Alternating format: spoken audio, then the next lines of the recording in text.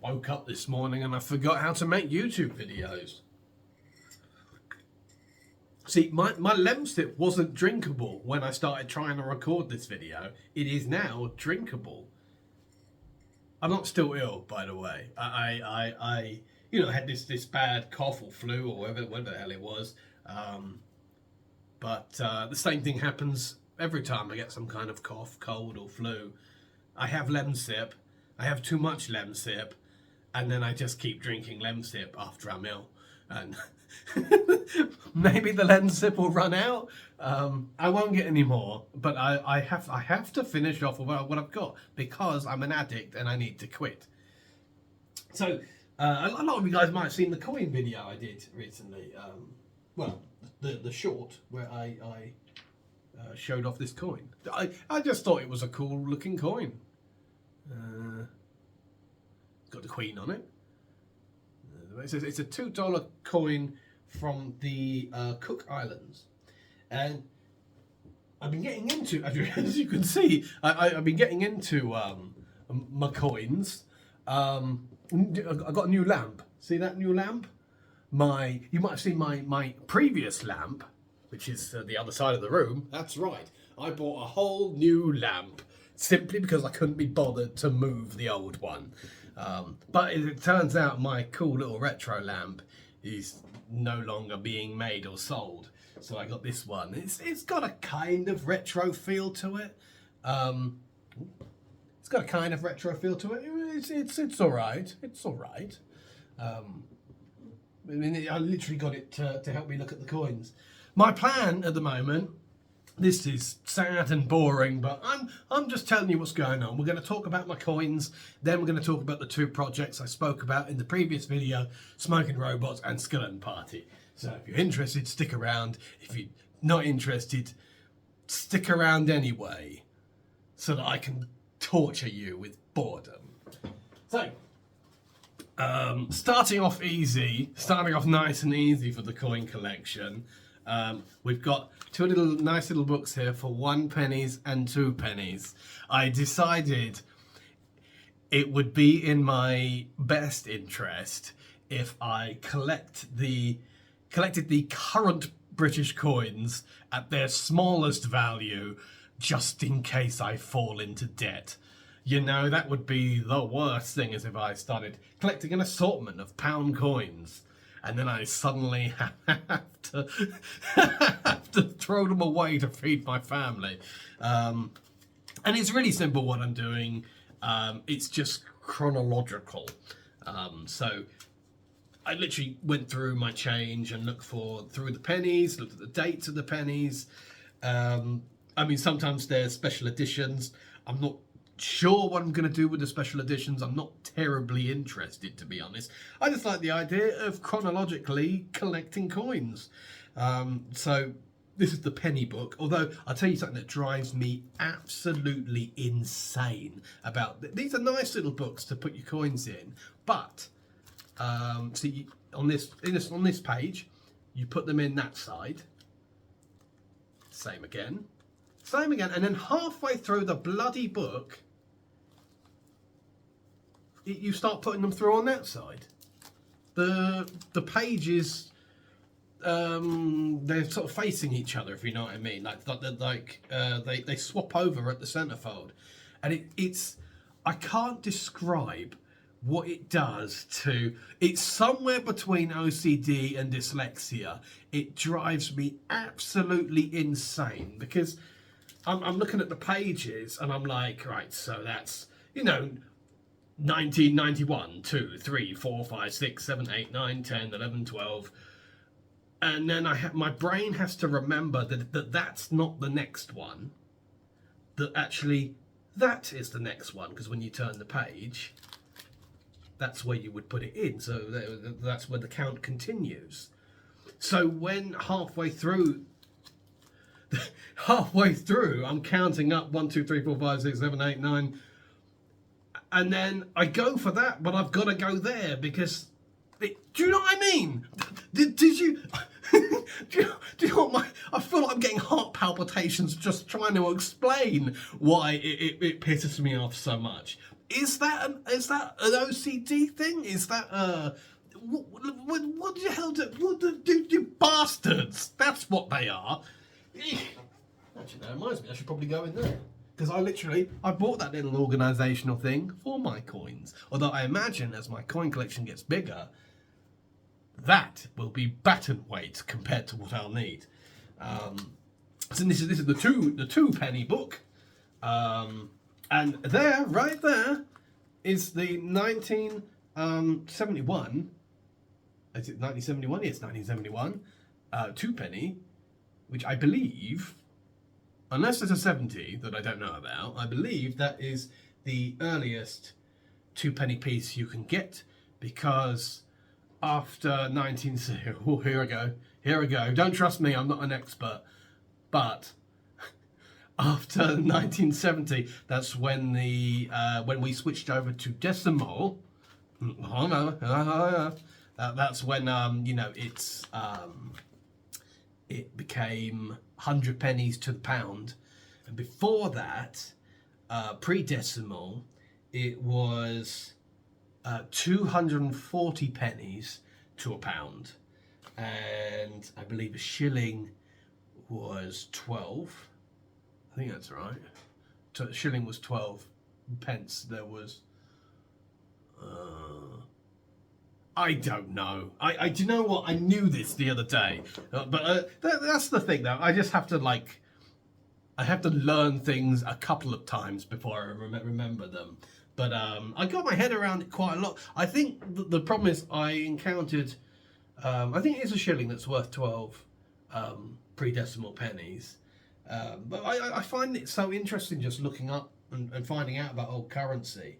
Like when you get like farthings, like a farthing was 1/4 of a penny, and it makes you think about the like the value that a penny used to have, and how it's changed. And it's not like people look back on it and they make that mistake as to thinking that the penny has devalued that quickly when it hasn't. It obviously it's all been devalued slowly, more and more over time, but there was a jump in the early 70s when we switched over to decimal. So it's sort of like, it was like it was going down in value, but then it suddenly jumped down considerably when you consider that 240 used to equals a pound. Is this interesting? I find it fascinating, and it's an adventure I'm going to take with all of these. These are coins from all of the land, by the way. You've got some. Oh well, there's some francs there. We've got some euros.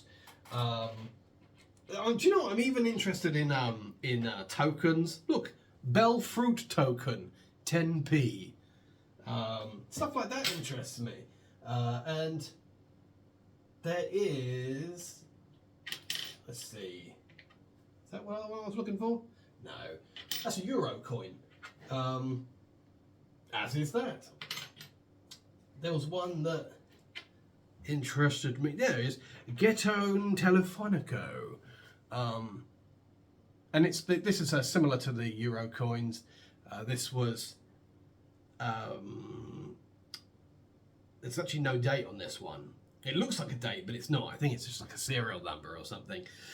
But this was like used in Italian phone booths. It's a phone token, and I think it got like so popular that eventually it just became like legal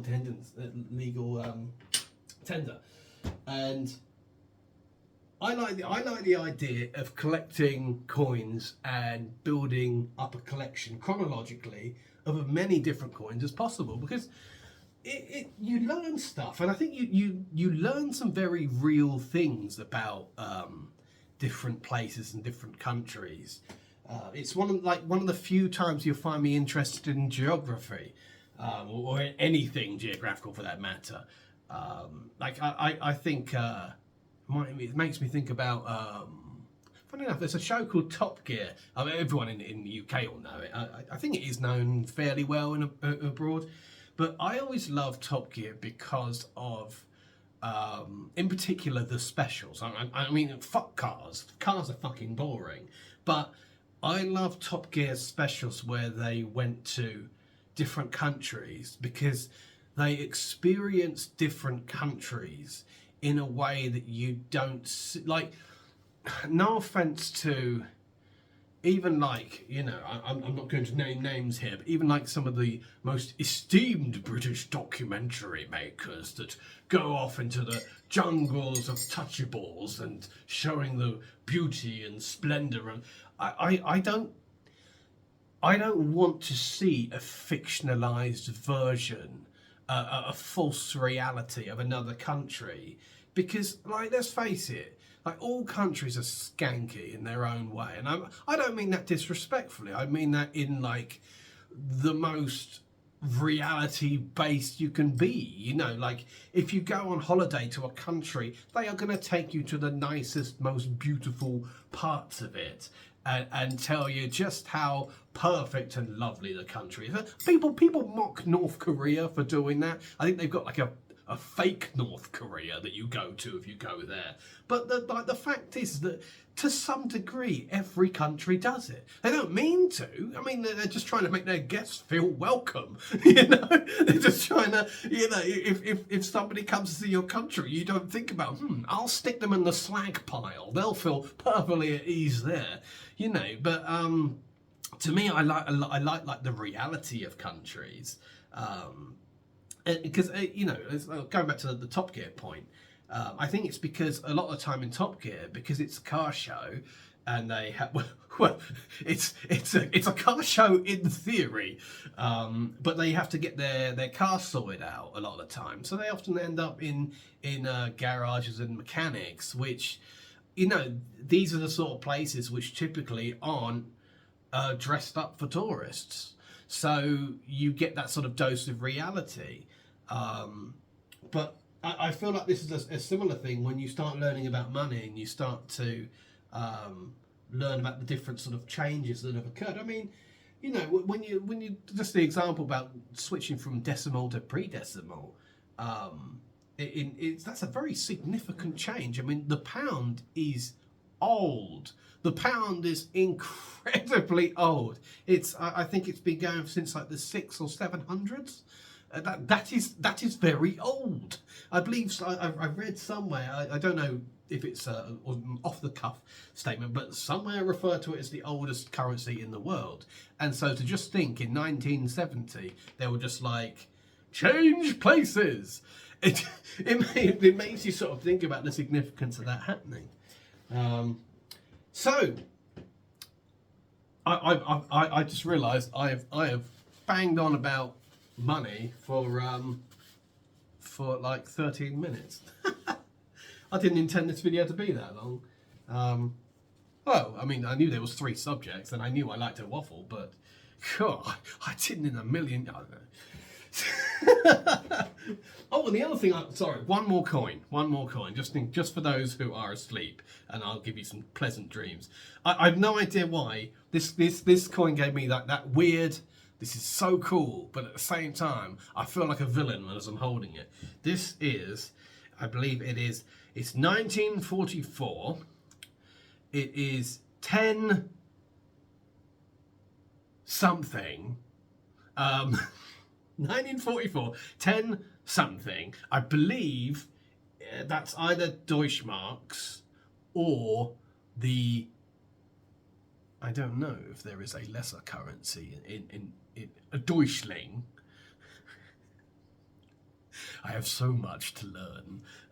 But whatever it is, I was looking at it, and it's very dirty, and I was trying to ask, what are you? And all of a sudden I spotted a swastika. And an eagle, swastika and eagle. It is very dirty, so I really don't know if you guys are going to be able to see that. Get really close. Can you see? Can you see my Nazi coin?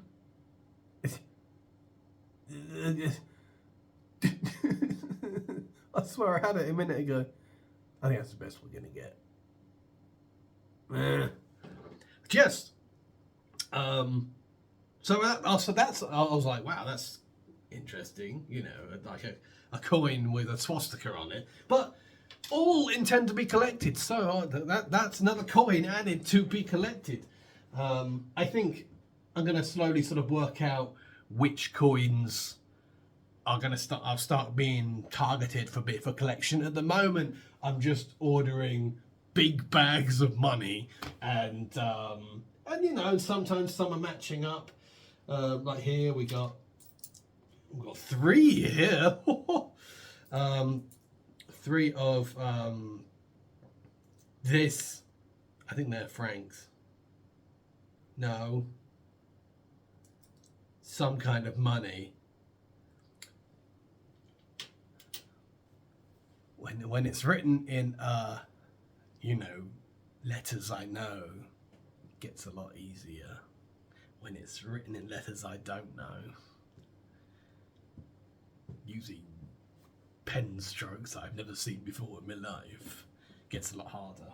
Or does it? Because I've got an app on my phone. I like how I picked this up. I'm on my phone, which is not in its case at all, because it's on the tripod.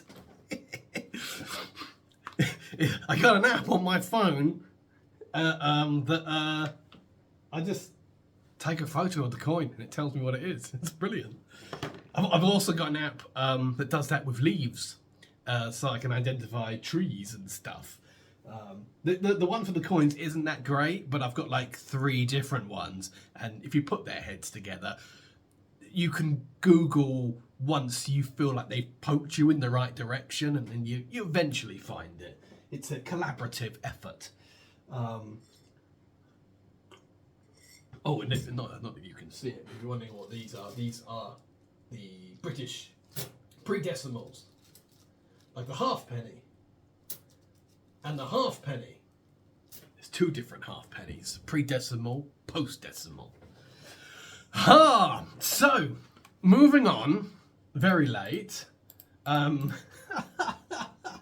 know if I want to talk about the other 2 things now, because I didn't anticipate that I'd talk about money for so long.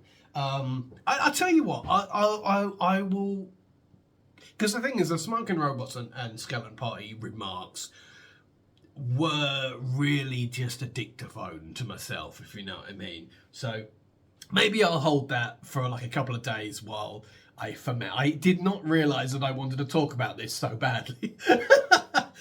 But, you know, it does raise that second question. Like, I've found that those 2 projects, Smoking Robots and Skeleton Party, have found a way to coexist. For starters, I'm going to actually write some Smoking Robots stories that can actually be read out. So not only will they have comic strips of Smoking Robots, but I will have narration pieces that I can incorporate in Skeleton Party episodes. So that's like a good way to